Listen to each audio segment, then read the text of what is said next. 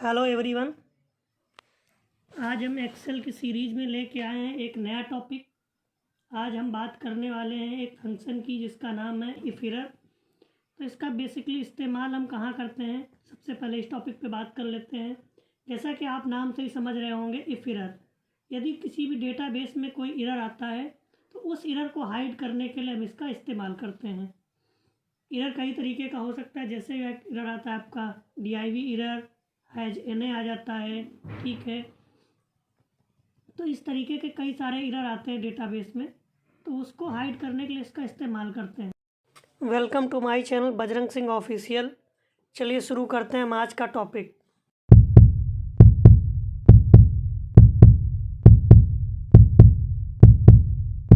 अभी देखिए, हमने आपकी जानकारी के लिए डेटा सेट तैयार कर रखा है यहाँ पे, जिसमें एम्प्लॉय आईडी है, सेल्स के टारगेट हैं और टोटल सेल्स है। इस कॉलम में हमने यहाँ पे निकाला है कि उनका टारगेट अचीव हुआ या नहीं हुआ, यानी कितने % हुआ है, ठीक है। तो आपकी जानकारी के लिए देखिए, मैंने यहाँ पे इस फंक्शन को यानी फार्मूले को यहाँ पे लिख दिया है पहले ही। तो मैं यहाँ पे लिखता हूँ इक्वल टू, जैसा कि आप देख पा रहे हैं, C4 यानी C4 जो टोटल सेल है, इसको हम डिवाइड कर रहे हैं किससे, उसके टारगेट से। तो मैंने टारगेट से, देखिए मैंने यहाँ पे लिखा इस फंक्शन को, और मैं एंटर प्रेस करूँगा। जैसे एंटर प्रेस करूँगा तो यहाँ पे निकल के आ गया कि उसने टारगेट के अगेंस्ट कितना उसने अचीवमेंट किया। अब देखिए आपके सामने एक एरर निकल के आ रहा। अब अगर आपका कोई डेटा सेट है और किसी के सामने अगर आप प्रेजेंट करना चाहते हैं, तो इस तरीके का अगर डेटा सेट होगा तो सबसे पहले ये तो डेटा आपको देखने में अच्छा नहीं लग रहा, दूसरा उसका फोकस सबसे पहले वहाँ पे जाएगा। तो आप इस तरीके की गलतियों को छुपाने के लिए हम इसका इस्तेमाल करते हैं। चलिए हम आपको दिखा देते हैं। सबसे पहले जैसा भी मैंने आपको बताया था, अचीव या नॉट अचीव, ठीक है, इसको मैं यहाँ पे लगा रहा था। तो इस फंक्शन का हम इस्तेमाल पहले भी कर चुके हैं, जैसा मैं यहाँ पे इस्तेमाल करने वाला हूँ इफ़ में। जैसे फिर से आपसे मांग रहा है लॉजिकल टेस्ट, तो लॉजिकल टेस्ट में मैंने यहाँ पे ले लिया ये सेल, और यहाँ पे मैं इसको कंडीशन देता हूँ कि अगर D4 की value equal to greater than या इक्वल टू कितनी है, 100%, यानी अगर उसने अपना काम 100% कर लिया है, तो इट मीन अगर ये वैल्यू सच है तो ट्रू क्या आना चाहिए, अचीव्ड। यहाँ पे लिख देता हूँ अचीव्ड। मैंने अचीव्ड लिखा इन्वर्टेड कॉमा के अंदर, और मैं इसको बंद कर देता हूँ। और अगर ये 100% से कम है तो फिर उसने टारगेट अचीव किया या नहीं किया, आपका जवाब होगा नॉट अचीव। तो नॉट अचीव्ड लिख दिया मैंने, और मैं इसको बंद कर देता हूँ। देखिए मैं यहाँ पे एंटर प्रेस करता हूँ, एक सेकेंड, मैं इसको यहाँ तक नीचे ड्रैग कर दे रहा हूँ। देखिए अब इस तरीके की रिपोर्ट आ रही है आपके सामने। देखिए क्या ये देखने में अच्छी लग रही रिपोर्ट? आप ऐसी रिपोर्ट प्रेफर करेंगे? नहीं करें। तो इस एरर को छुपाने के लिए हम यहाँ पे इस्तेमाल करेंगे इफ एरर फंक्शन की। ये फंक्शन दिख रहा है, ठीक है, फार्मूला बार। चाहे तो आप इसको यहाँ पे F2 करिए, और इसके आगे मैं यहाँ पे लिखता हूँ, देखिए यहाँ जैसे जहाँ से ब्रैकेट स्टार्ट हो रहा, सॉरी इक्वल टू स्टार्ट हो रहा, वहाँ पे लिखेंगे हम इफ़, और इफ़ लिखते देखिए आ गया 2 नंबर पे इफ एरर। मैंने इस पर क्लिक कर दिया और मैंने टैब प्रेस किया, देखिए हमारा ब्रैकेट स्टार्ट हो चुका है। अब इसमें मांग रहा है पहला आर्गुमेंट क्या है, वैल्यू। तो वैल्यू में क्या है, यानी जो इफ़ का फंक्शन है ये हमारे लिए यहाँ पे वैल्यू का काम करेगा। तो मैंने यहाँ पे फिर से लिख दिया कॉमा। अगर वैल्यू एरर है तो यहाँ पे क्या आना चाहिए, मैं यहाँ पे चाहूँ तो मैं इसको ब्लैंक कर देता हूँ, यानी वहाँ पे कुछ भी नहीं आएगा। देखिए ये हो गया ब्लैंक। तो जहाँ पे एरर था वहाँ पे ब्लैंक हो चुका है। अगर मैं चाहता हूँ तो मैं यहाँ पे लिख दे रहा हूँ नल, यानी अब यहाँ पे नल लिख के आ जाएगा। इस तरीके से ये एरर फंक्शन जो है, अब जहाँ पे एरर आ रहा था वो हाइड हो चुका है, ठीक है। तो यानी आपकी रिपोर्ट यहाँ पे दिख रही है।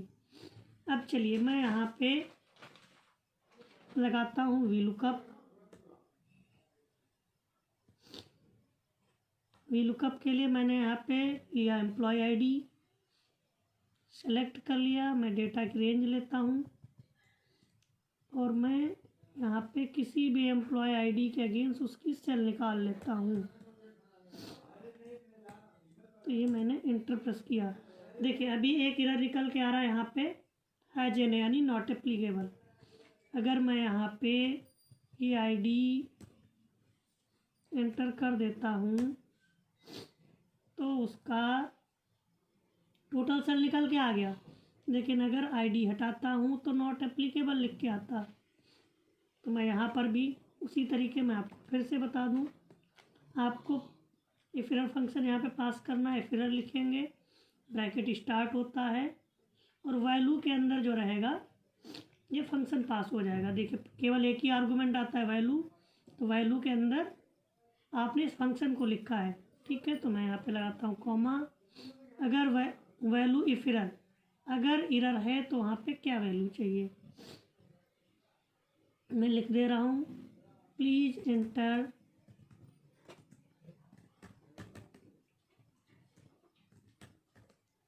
Correct ID. देखिए अभी यहाँ पे कोई आईडी नहीं है तो ये बता रहा प्लीज एंटर करेक्ट आईडी। चलिए मैं दूसरी आईडी यहाँ पे एंटर करता हूँ, यानी मैंने लिखी तो देखिए उसका टारगेट निकल के आ गया। मैं यहाँ पे 35 की जगह 39 कर दे रहा हूँ, ये आईडी यहाँ पे है नहीं है, तो ये आपसे कह रहा प्लीज एंटर करेक्ट आईडी। तो आपने देखा एरर फंक्शन कैसे काम करता है, ठीक, यानी जहाँ पर भी कोई भी एरर आएगा उसको छुपाता है।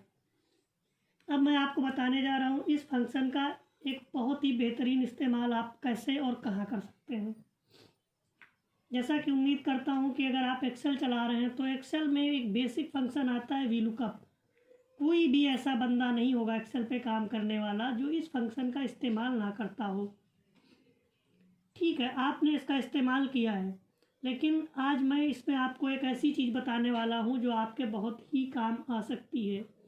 सपोज करिए आपके पास डेटाबेस रहता है 1,00,000, 10,00,000, 20,00,000, 50,00,000, लेकिन अगर सपोज करो आपके पास डेटा और बढ़ता जाता है 60-70 लाख हो जाता है, तब आप इस डेटा को 6, 7, 8 अलग अलग सीटों में रखेंगे। फिर अगर आपको लुकअप लगाना हो तो आप एक एक सीट पे जाके लुकअप लगाएंगे, यानी जितनी बार आप इस्तेमाल करेंगे उतनी बार आप अलग अलग सीट पे जाके लुकअप का इस्तेमाल करेंगे। और ये काम अगर आप डेली बेसिस पे करना हो तो काफ़ी डिफ़िकल्ट हो जाता है। अभी हमने यहाँ पे देखिए आपके जानकारी के लिए एक सीट तैयार की, इतना बड़ा डेटाबेस तो नहीं है, बट हाँ कॉन्सेप्ट वही है, तो इसलिए मैं आपके सामने लेके आया हूँ। मैंने यहाँ पे देखिए 1 से लेके 5 आईडी लिखी हैं और उनके अगेंस्ट मैंने नेम की जगह ABCDE नेम दे दी। इस तरीके देखिए मैंने यहाँ पे 6 से लेके 10 और यहाँ पे मैंने 11 से लेके 15 और इस सीट 4 पे मैंने 16 से लेके 20 तक नंबर्स लिखे हैं और उनके आगे मैंने वहाँ पे नेम दे दिया है। अब मैं चाहता हूँ कि जब भी मैं यहाँ पे कोई भी आईडी एंटर करूँ, सपोज करो मैं 5 लिखता हूँ, तो देखिए यहाँ पे निकल के आ रहा है ई निकल के आ रहा है। तो ये क्या कर रहा है, रिपोर्ट 1 पे ये जो 5 है इसका नेम ई उठा के ला रहा है। मैं यहाँ पे इंटर कर देता हूँ, सपोज करिए 16, 1 सेकेंड, हाँ मैं यहाँ पे इंटर कर देता हूँ 15। तो अब ये पहुँच गया एम फंक्शन कहाँ है, रिपोर्ट, ये देखिए 15 पे है, ठीक है।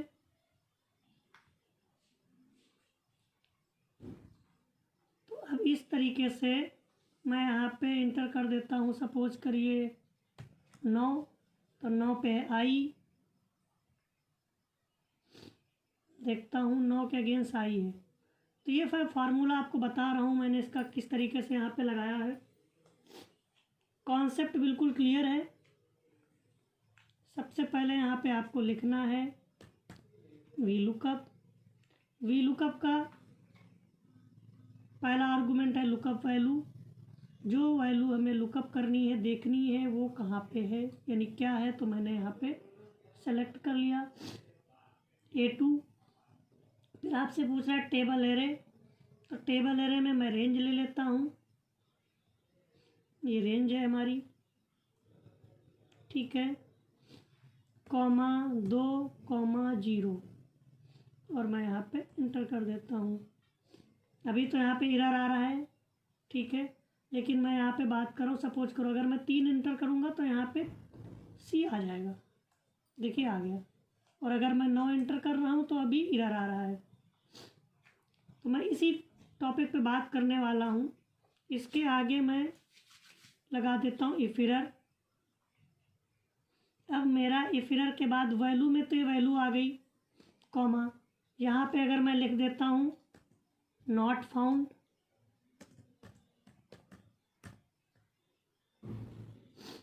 तो ये यहाँ पे आ जाएगा नॉट फाउंड। लेकिन मैं अभी इस फॉर्मूले को यहाँ पे क्लोज नहीं कर रहा हूँ,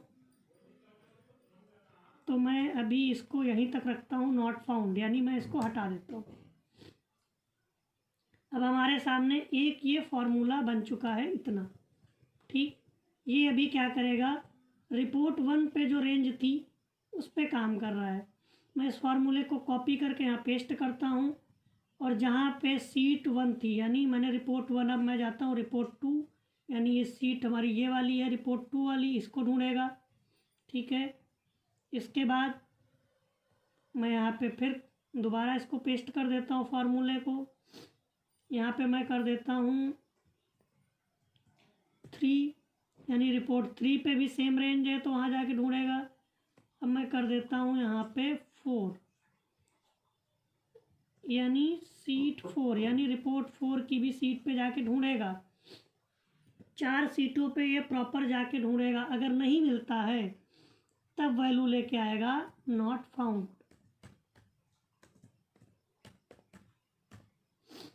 और मैं अब इसको मैं चारों ब्रैकेट बंद कर देता हूँ, एंटर प्रेस करता हूँ। देखिए अब कोई एरर आया नहीं आया, क्यों? क्योंकि 9 क्वेश्चन है, फाइंड किया है, लेकिन कहाँ फाइंड किया है? सीट 1 पे फाइंड किया है? नहीं। सीट 2 पे फाइंड किया है? जी हाँ। मैं बात करता हूँ सीट 4 तक, जैसा कि मैंने आपको बताया था। यहाँ पे मैं एंटर करूँगा 18, मैंने एंटर किया 18, तो 18 पे देखिए P बिल्कुल काम कर रहा है। अगर मैं अब देखिए मेरे पास लास्ट सीट था 21, मैं यहाँ पे अगर लिख देता हूँ 21, तो क्या आएगा? नहीं आएगा, नॉट फाउंड आएगा, ठीक है। तो आपने देखा ये किस तरीके से इफ एरर फंक्शन यहाँ पे काम करेगा। मैंने इससे पहले आपको नेस्टेड इफ बताया था। अब उसी तरीके इफ एरर को भी आप कई बार इस्तेमाल करके आप अलग अलग सीट से अपने डेटा सेट से डेटा फाइंड कर सकते हैं।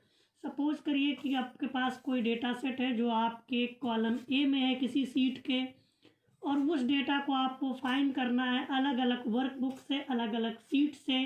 तो आप केवल वहाँ पे, जैसे मैंने आपको बताया इस फॉर्मूले में, आपको केवल रेंज लिखनी होगी। और इस फंक्शन में उम्मीद करता हूँ आपने ये भी देखा होगा रेंज कैसे लिखना है। इसमें क्या कर रहा है कि वी लुकअप कर रहा है करंट सीट के A2 सेल से, और ये जो आपका एरिया है ये आपका आता है सीट का नेम। तो रिपोर्ट 1 सीट है, उसकी रिपोर्ट 1 एक आपकी सीट थी, उसकी सेल रेंज क्या थी? A3 से B7 पे जाके वो ढूंढता है, ठीक है। ये मैं आपको आगे आने वाले वीडियो में समझाऊंगा, रेफरेंस कैसे लेना है, इसका कैसे इस्तेमाल करना है। तो उम्मीद करता हूँ ये वीडियो आपको समझ में आया होगा और आपके काम आएगा। अगर ये आपको वीडियो अच्छा लगा तो कृपया एक लाइक अवश्य करें, और हाँ, इसे किसी अन्य तक शेयर अवश्य करें। मिलते हैं किसी अगले नए वीडियो में किसी नए टॉपिक के साथ, तब तक के लिए धन्यवाद।